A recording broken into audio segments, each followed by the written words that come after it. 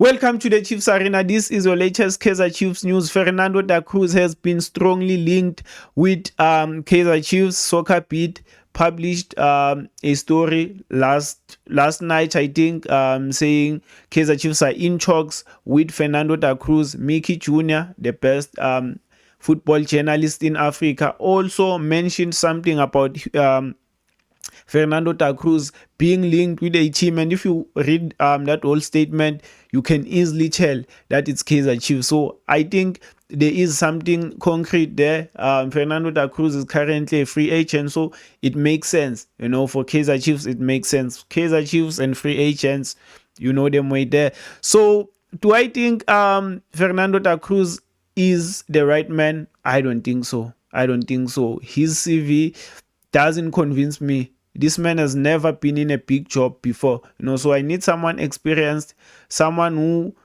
has been there before, who has done this thing, who has won things. So I don't think Fernando da Cruz is the guy. Of course, everyone starts somewhere, but I don't think we are in a position, to offer someone an opportunity to learn. We need someone who's going to deliver. We need an experienced coach.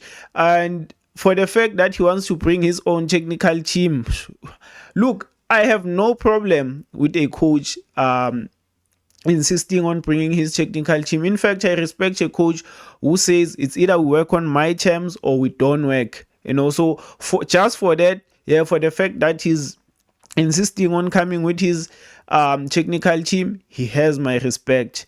Nabi wanted to bring his own technical team. He bought his own technical team, and it was a team which he had worked with before. They won things, so it made sense. But then I look at Fernando da Cruz and I'm like, who are you, mate?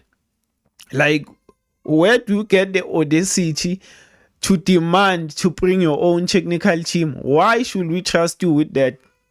Why? Who are even those people on your technical team?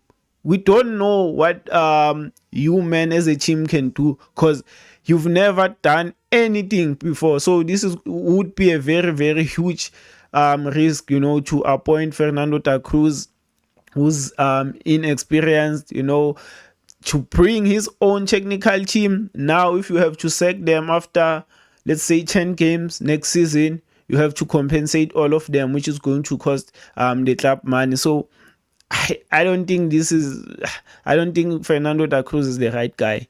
I don't think so, mate. I don't think so. But let me know your thoughts down on the comment section, and let's see how this one works out. I'm out.